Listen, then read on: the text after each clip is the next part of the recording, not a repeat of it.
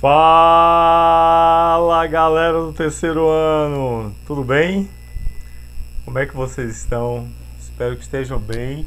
Já tive contato com alguns de vocês, né? Com boa parte de vocês pessoal que já está no presencial.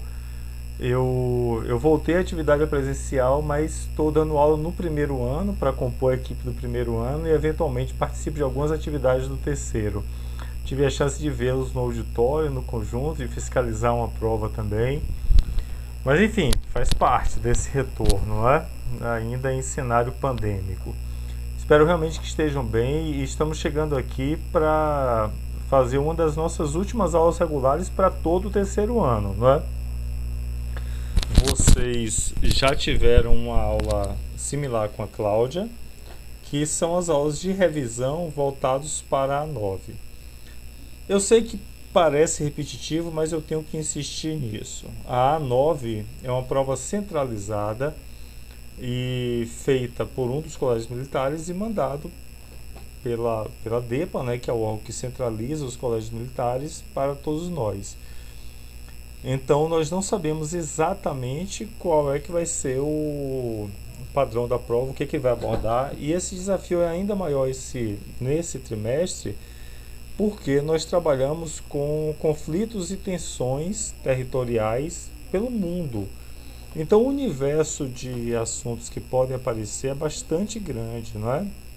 As possibilidades são imensas e nós fizemos isso na primeira parte do trimestre e agora nessas 3 aulas de revisão, a Cláudia fez uma tratando de regiões polares, de Américas, de África, acho que foi isso.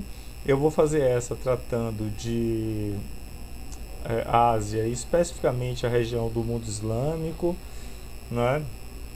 E terá a última aula na qual Cláudia vai falar das tensões na Europa e vai fazer uma relação de exercícios com vocês. Então esse é o nosso desafio, não é? De tentar mapear aqueles que são os mais importantes exercícios, né? Os mais significativos que apareceram com mais frequência nos concursos e nos livros, que é a nossa referência, a referência de vocês, né? Para os estudos. Beleza, galera? Então, feito esse preâmbulo, aqui eu vou passear por conflitos que nós já vimos. Então, eu queria deixar isso bem claro. Eu não tenho a intenção, nessa aula aqui de 30 minutos, de esmiuçar cada um desses conflitos que eu vou tratar aqui. Esses conflitos, eles foram aprofundados nas aulas específicas, beleza? A bem da verdade, hoje, eu só vou trazer aqui 2 conflitos que eu tratei rapidamente ou muito superficialmente, né? E aí vou tratar hoje aqui um pouco mais, visto que ele aparece em um outro livro e pode vir a aparecer na tua prova também, tá certo? Eu estou bastante confiante que você que acompanhou todas as aulas dos conflitos que estão postadas no AVA e que está acompanhando cuidadosamente essas aulas de revisão, eu estou confiante que você vai ter um bom resultado na tua A9 que segue, beleza? Então, entendido esse preâmbulo, assim, outra coisa, nós vamos trabalhar com muitos slides que vocês já viram, mas eu estou trazendo slides novos também, slides de outros livros didáticos adotados também nos vários colégios militares, né, porque não tem um livro único para todos os colégios militares, e dessa forma a gente tem uma apreensão maior do conteúdo. A ideia fundamentalmente é essa, né? Espero que isso facilite para vocês ver diferentes imagens, muitas vezes diferentes imagens tratando do mesmo objeto, do mesmo conflito. Essa imagem, por um acaso, é uma imagem que nós já trabalhamos antes, né? Que mostra o desdobramento do que a gente chama de mundo islâmico, ou seja, aqueles países ou regiões nas quais a maioria da população professa fé no islamismo. Aqui você tem uma legenda aqui embaixo, né? O verde mais claro, metade muçulmano, o verde mais escuro, um pouco mais escuro, 75%, e a tonalidade mais escura, efetivamente, de verde, 100% muçulmana. Você percebe que o norte da África, a Península Arábica, pegando a Turquia, Oriente Próximo, e se desdobrando e tocando no centro da Ásia, é um contínuo do mundo islâmico. Boa parte dele de etnia árabe. É bom lembrar que mundo islâmico é uma coisa, mundo árabe é outra. A árabe é etnia. O Irã, por exemplo, que é um país muçulmano, não é um país árabe. O país islâmico não é um país árabe. A Indonésia, que é o país de maior população islâmica do mundo, não é um país árabe. Beleza? Vale a pena destacar algumas regiões aqui de tensão, não é? Olha aqui em cima a Caxemira, tensão entre Índia e Paquistão, mas que envolve China também, não é? Olha as antigas repúblicas que compunham a União Soviética, Tadjikistão, Turcomenistão, Uzbequistão, Quiriguistão, não é? Mesmo aqui na região do Cáucaso, entre o Mar Cáspio e o Mar Negro, você tem uma área europeia de forte tensão, não é? Inclusive com presença de grupos islâmicos, como vocês podem ver aqui, o Azerbaijão, predominantemente islâmico, e todo o sul aqui do Cáucaso, né? A região da Chechênia, que é uma região da União Soviética, perdão, da Rússia, e que vive tensões separatistas. Na Europa também há tensões em função de oposições religiosas. O fato é que boa parte dos conflitos contemporâneos, a gente pode dizer que estão mapeados nesse entorno que nós estamos vendo. Ah, professor, isso é uma característica do Islã? Nada a ver, é falsa essa informação, não é? O Islã em si não é uma religião belicosa, nada disso. Ao contrário, propaga a irmandade, a fraternidade, assim como o cristianismo, assim como o próprio judaísmo. Aqui são relações territoriais, né? E a religião aparece nesse bojo. Eu tenho que passar mais rápido, são vários slides, né? Esse slide aqui eu achei bem interessante, é de um outro livro, não o livro de vocês, mas que mostra a questão hídrica da Turquia, parte asiática, da Turquia ao Golfo Pérsico.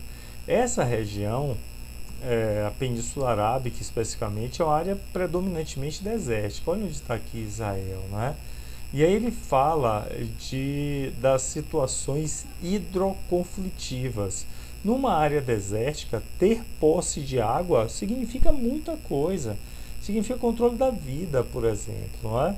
Então não é à toa que você tem, como vocês podem ver aqui, tirando o entorno do rio Nilo e a região da Mesopotâmia, que são duas áreas mais hidratadas por rios, o rio Nilo gigantesco, não é? E a Mesopotâmia pelo Tigre e Eufrates, mas toda a região carece de outros leitos hídricos significativos, o que redunda determinantemente num processo de escassez hídrica. Vocês estão vendo esses triângulos aqui vermelhos? São fábricas de dessalinização da água, né, do mar. Usar a água do mar para produzir, por exemplo, agricultura, para irrigação, não é? São situações importantes. E aqui você tem essa bombinha, conflitos internacionais ligados à gestão dos recursos hídricos. Percebam, na Síria com o Iraque, não é? Entre o Iraque e a Turquia, na região dos curdos, nas colinas de Golã, na Cisjordânia, todas essas regiões, tensões derivadas da gestão dos recursos hídricos. Beleza? É um mapa importante, esse mapa nós não tínhamos trabalhado ainda. As tensões hidroconflitivas. Um outro conflito que nós não tínhamos falado, eu tinha comentado rapidamente sobre ele na aula da União Europeia, mas não tinha aprofundado, não vou aprofundar aqui, mas vou comentar um pouco mais, diz respeito à ilha de Chipre. Vocês podem ver aqui, está no fundo do Mediterrâneo, ao sul da Turquia, não é? A ilha de Chipre era uma possessão inglesa, ganhou sua independência no início do século XX, só que a parte norte da ilha de Chipre foi invadido pelo poder turco. Eles chamam de República República Turca Norte Cipriana. Não é reconhecido como país. O Conselho de Segurança, a ONU reconhece a ilha de Chipre como único país e reconhece que essa porção norte, desde 74, está ocupada. Inclusive, esse é um ponto de tensão para a Turquia não entrar na União Europeia, porque a Turquia é um país candidato à União Europeia. O Chipre participa da União Europeia desde 2004, é um integrante da União Europeia, e evidentemente que você não vai ter dentro do bloco países com animosidades fronteiriças, não é? Então esse é um dos fatores, não é o único fator, mas é um dos fatores. O fato é que a parte norte da Turquia, predominantemente islâmica, ocupada por forças turcas, tá bem? E aqui você tem uma separação, ainda hoje tem missão de paz, inclusive com brasileiros lá, viu?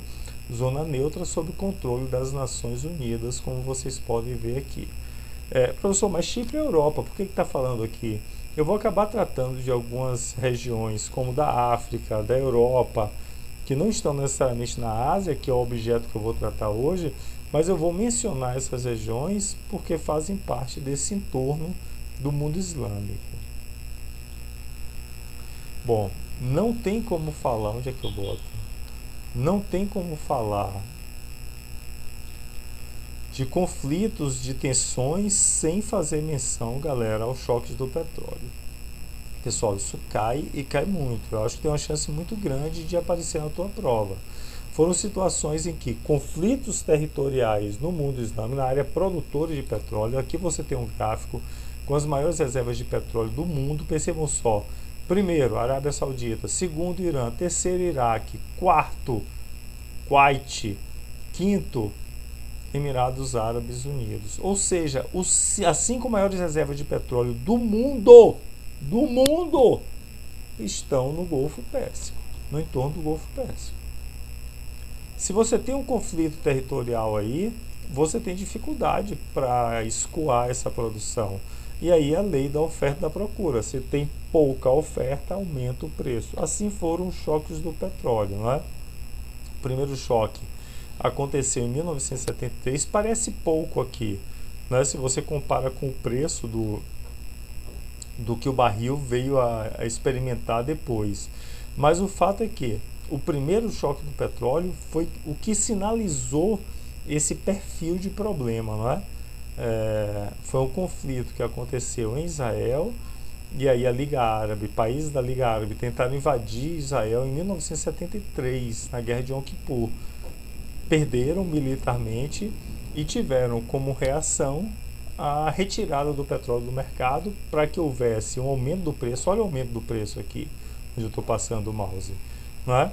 Para que houvesse um aumento do preço e pressionasse os países ocidentais a pressionarem Israel, que de fato veio a acontecer.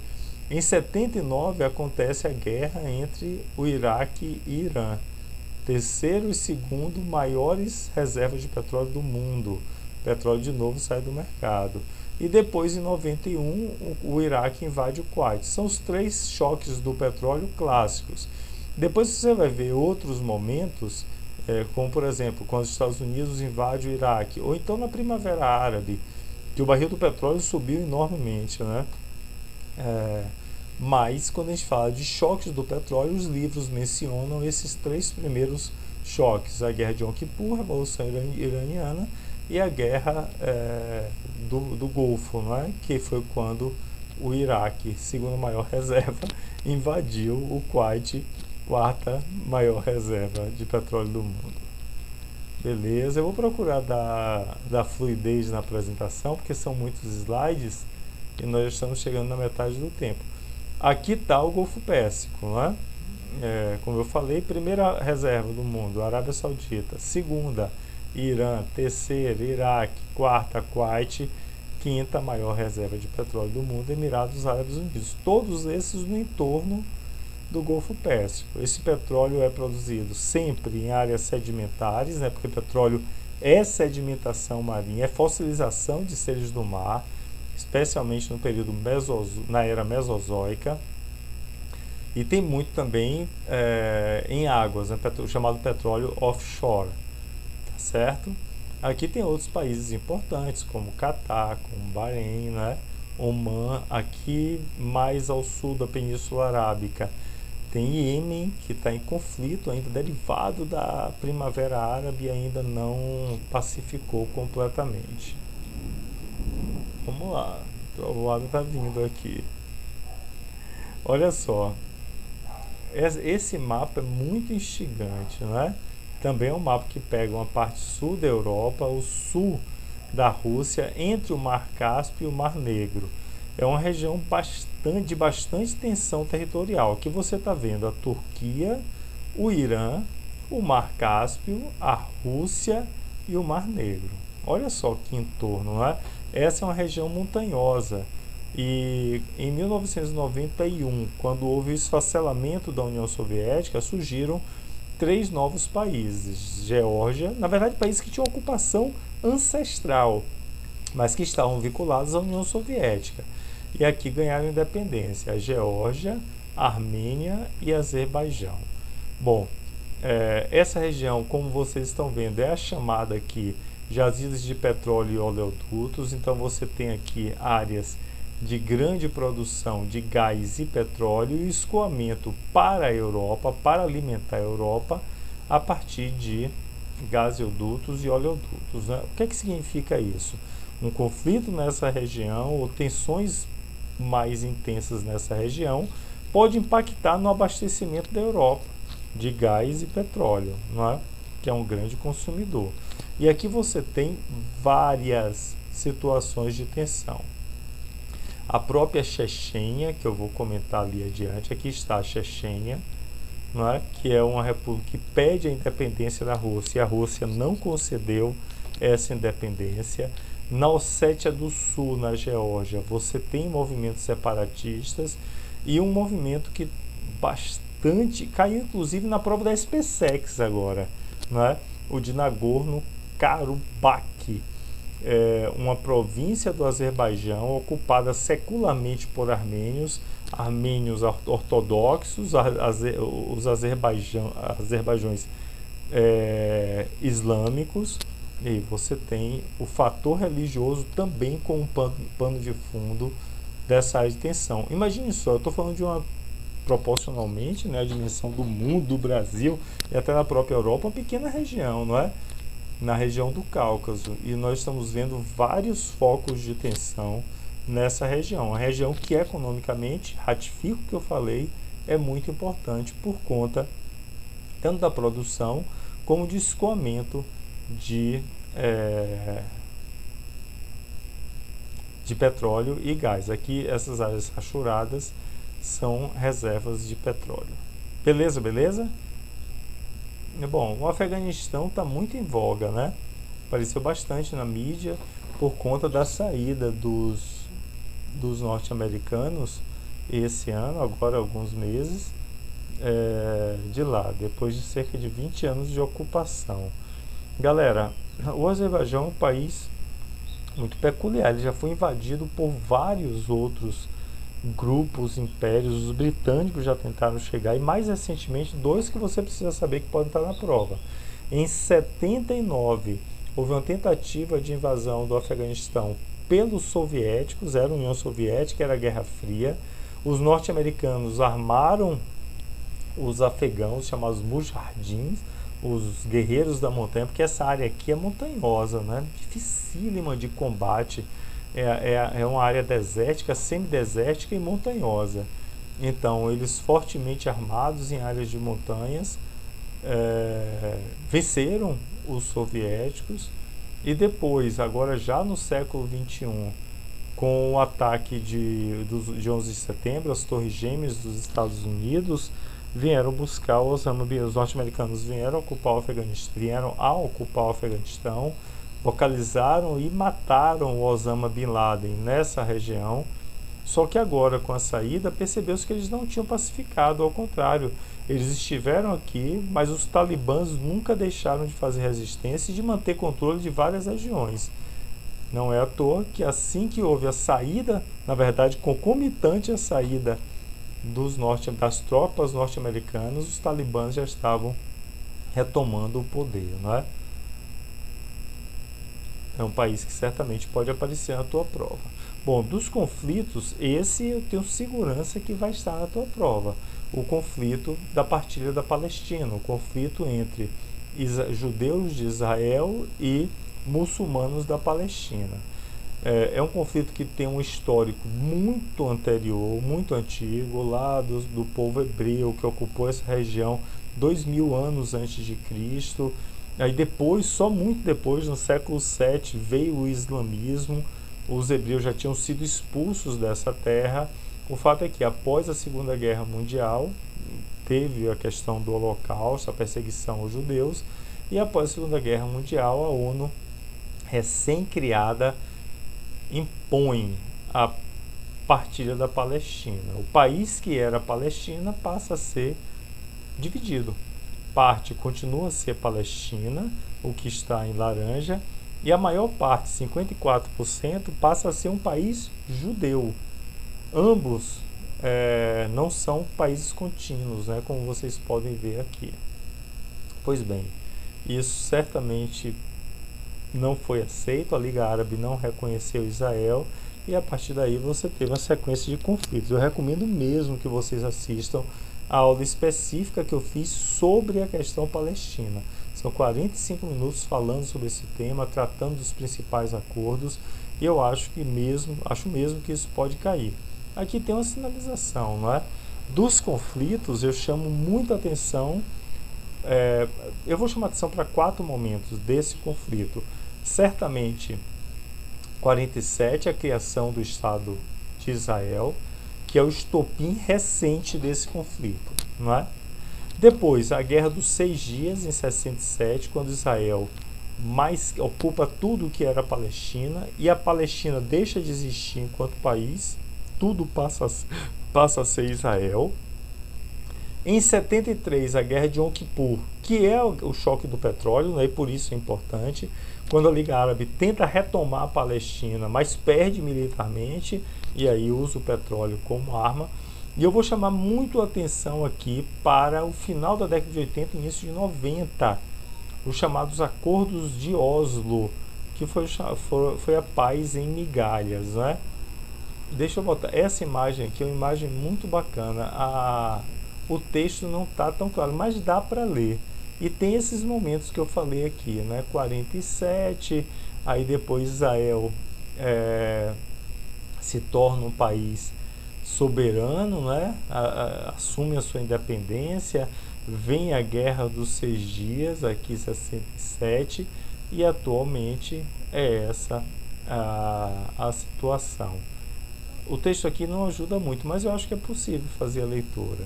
De qualquer forma, trata desse processo de ocupação das terras palestinas. Esses slides nós trabalhamos. Quais são os temas atuais vinculados à questão palestina? Crescimento da população islâmica, ou seja, a população palestina cresce mais que a população judaica, porque a taxa de natalidade é maior no mundo islâmico como um todo. A Palestina pleiteia ser reconhecido pela ONU como um país autônomo, mas dentro do P5, por exemplo, Estados Unidos não reconhece, que é um forte aliado de Israel, não é? Algumas embaixadas, especialmente dos Estados Unidos, mudaram para Jerusalém, que é uma cidade sagrada para ambas as religiões, isso causou muita atenção. Os campos de refugiados de palestinos pelo mundo afora, mas especialmente em países do entorno, como Egito e principalmente a Jordânia, são um problema humanitário, fazem parte de um problema humanitário global, não é? Crise humanitária na Europa, as tensões dessa região, não unicamente da Palestina, desse entorno do mundo islâmico, acaba produzindo fluxo de imigrantes para a Europa, dentre eles muitos palestinos. Essa palavrinha pode aparecer. As intifadas, né? Os palestinos são muito inferiores militarmente e tentam atacar o Estado de Israel ou as forças de Israel com paus e pedras. A isso dá-se o nome de intifada. A primeira foi em 80, a última acabou de acontecer, novos choques em Gaza. Qual é a situação hoje? A faixa de Gaza e a Cisjordânia, deixa eu botar aqui a imagem, não aparece, vai. A faixa de Gaza, onde eu estou passando o mouse, e a Cisjordânia são território palestino, ou seja, ocupadas e administrados por palestinos. O detalhe é que a faixa de Gaza é administrada por um antigo grupo terrorista, o Hamas, e tem muitas animosidades com o Estado de Israel e os conflitos, roda, vira e mexe, voltam a acontecer. Vamos, 25 minutos, tenho que finalizar. Sobre o Kurdistão nós já falamos, é o maior povo sem país do mundo, apatriado do mundo. Eles não têm um país, o Kurdistão é disperso, especialmente em Turquia, Síria, Iraque e Irã, como vocês podem ver nessa outra imagem. Aqui está o Kurdistão, não é? Pega uma pequena parte da Síria, mas principalmente Turquia, Iraque e Irã. Também pega uma parte da Geórgia. Essa é uma região chamada Kurdistão, mas não é um país, não é reconhecido. Primavera Árabe, esse é um tema muito forte de 2011, né? Aconteceu o primeiro movimento aqui no país Tunísia e desembocou em efeito cascata em vários outros países. O que é a Primavera Árabe? O que foi a Primavera Árabe? Movimentos de contestação de governos que estavam há muito tempo no poder. Esses movimentos foram liderados por jovens que se articularam em redes sociais, foram para as ruas, para as praças, pressionaram os governos. Agora, o que foi que decorreu daí? Aí as coisas mais diversas, né? Em alguns países, como vocês estão vendo aqui o azul mais escuro, Tunísia, Líbia, Egito e Iêmen, o governo caiu, houve a sucessão, mas, por exemplo, no Egito e no Iêmen, o governo que assumiu não foi necessariamente um governo aceito por todos, e as tensões continuaram, não é? E você vê que houve vários desdobramentos. Dos desdobramentos da Primavera Árabe, chama muito a atenção a Guerra da Síria. Desde 2011, né, quando começaram os movimentos da Primavera Árabe, se recrudescendo com o tempo, a Síria é o país que, na atualidade, mais produz refugiados do mundo, né? Inclusive muitos vieram para o Brasil, muitos para a Europa, aquelas cenas tétricas de refugiados tentando singrar o mar Mediterrâneo para chegar na costa no sul da Europa, né? Ou então atravessar mesmo pela Turquia. É uma região de forte tensão, e o que chama muita atenção da Síria, e para isso eu recomendo que vocês vão à aula original, é que não é um conflito interno, somente entre governo e opositores. Tem vários elementos externos, de um exterior próximo, como a Turquia, a Arábia Saudita, Iraque, de grupos terroristas muito fortes, como o Estado Islâmico, que tinha sua base territorial, acho que é o próximo mapa que mostra, não, que tinha sua base territorial aqui no norte da Síria. O nome ISIS é Islamic State Syria, Iraque em Síria, não é? Que era por onde ele se desdobrava em forma de califado no norte da Síria. E tem elementos externos, apoios dos Estados Unidos e da Europa, da União Europeia, aos grupos de oposição ao governo, e apoio da Rússia, principalmente, ao governo de Bashar al-Assad, especialmente por conta do porto de Tartus, que fica aqui e que interessa muito ao governo russo. Que você tem conflitos que originaram os refugiados, aquilo que eu falei, né? Olha o caso da Síria, como é muito maior o número de refugiados desde 2011 em relação a esses outros postos aqui. Olha o que eu falei, Nagorno-Karabakh, lembra? Entre Armênia e Azerbaijão. Aqui está a Chechênia, que nós comentamos, Azerbaijão já comentamos, a guerra do Iraque já comentamos, vários aqui, né? África, possivelmente a Cláudia já falou, Kosovo vai ser falado na aula da Europa. Aqui está a Síria de novo, né? Os refugiados sírios dispersos pelo entorno, especialmente nos países mais próximos, Líbano, Turquia e Jordânia. Esse mapa aqui nós trabalhamos bastante, né? É um mapa em síntese dos conflitos pelo mundo e nós colocamos para destacar. Em relação à Ásia, saindo aí desse entorno do mundo islâmico, a gente merece falar muito, e é o que nós faremos agora até o finalzinho dessa aula, sobre a China, né? Antes da China, mas também parte da China, a região da Caxemira, né? Então, focos separatistas na Índia. Você tem alguns movimentos separatistas na Índia, conflitos étnicos, né? Como vocês podem ver aqui marcado. Mas certamente da Índia, o que mais merece atenção é o conflito separatista do norte da Índia, fronteira com o Paquistão e com a China, a região da Caxemira. No ato de... Isso aqui tudo era território britânico, não é? E quando... Deixa eu ver se é o próximo mapa. Isso, tudo era território britânico. Quando a Inglaterra, em 47, deu a independência, houve a determinação que os territórios do norte e essa região, que hoje é Bangladesh, seria de predominância islâmica e o restante seria hindu. E essa região da fronteira norte da Índia ficou irresoluta. A definição não ficou precisa e hoje é uma região de forte tensão, que envolve especialmente Índia e China, perdão, Índia e Paquistão, mas também envolve a China, né? Falando de China, nós temos 3 pontos de tensão muito sérios na China. O primeiro é o Tibete. O Tibete era uma região independente que foi ocupada pela China, já a China socialista, né, de Mao Tse Tung, e foi proibido o culto ao Dalai Lama, não é? Nessa região. Hoje é importante, a China chama de estado autônomo, mas não tão autônomo assim, né?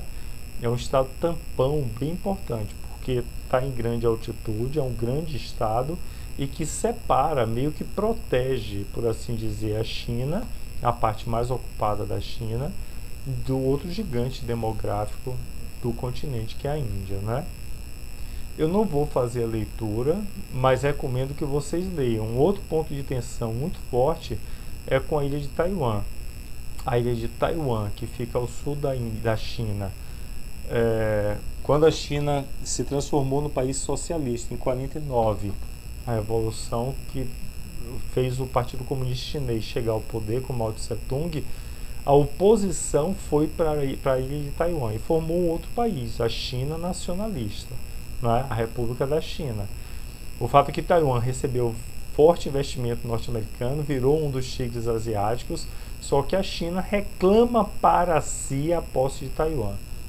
E as tensões permanecem muito fortes, né? A China quer que Taiwan seja incorporada ao seu território efetivamente, não reconhece como país, e Taiwan tenta resistir. Ainda que haja o argumento, não, você vem para cá e permanece com o modo capitalista, aquela história de um país, 2 sistemas, né? Mas a verdade é que não há essa aceitação e as tensões aqui não são poucas, inclusive com o envolvimento bélico dos Estados Unidos, que não vai entrar numa guerra contra a China mesmo, mas há pressão de um lado e do outro, né? Além disso, tem as questões também territoriais do Mar da China. Isso merece atenção, galera. Esse mapa aqui, você sabe as zonas econômicas exclusivas que todo país que tem litoral tem direito, né? Aqui você tem um emaranhado de países e cada um deles reclama para si a sua própria exclusividade de uso econômico. Dentre eles o gigantão, a China. Só que vocês podem ver que algumas regiões se tocam. Então essa região, por exemplo, a Malásia diz que é a sua zona econômica exclusiva, a China da mesma forma, Filipinas da mesma forma, Vietnã da mesma forma, Brunei da mesma forma. E aí? A quem pertence? Quem é que explora? Isso gera uma tensão internacional séria e com a presença do gigante, do dragão asiático, não é? O último slide foi esse. Nós comentamos pouco sobre a Guerra das Coreias essa Guerra das Coreias é uma situação curiosa. Aqui tem uma sucessão de eventos que levaram à guerra e 2 anos depois da última empreitada foi assinado o armistício em 53, né? O armistício é um tratado de não agressão, mas não foi assinado um acordo de paz. Então, a priori, a guerra existe até hoje. E a gente toda hora vê movimentos de tensão, né? O que há no armistício, no chamado Paralelo 38, 58, não é? Mas, Paralelo 38, desculpa. Paralelo 38 norte, aqui está, né? Há um armistício, mas não há o fim do conflito. E esse conflito, roda, vira e mexe, volta. É um conflito que parece que remonta à ordem bipolar, né? Socialismo na Coreia do Norte, capitalismo na Coreia do Sul. Mas hoje, já distante da ordem bipolar, é um conflito que ainda perdura. Galera, é isso. Aqui o que nós fizemos foi um rápido apanhado. Eu tratei de um ou outro tema que eu tinha tratado pouco, destaque ali para a questão hídrica, para o Chipre, né, a situação do Chipre, mas no tocante ao mundo islâmico e à Ásia, penso eu que Caxemira, as tensões da China, Primavera Árabe, Guerra da Síria e as tensões da Palestina, penso eu que esses sejam os mais prováveis de aparecer na tua prova. Beijo grande, bons estudos, boa A9 para vocês.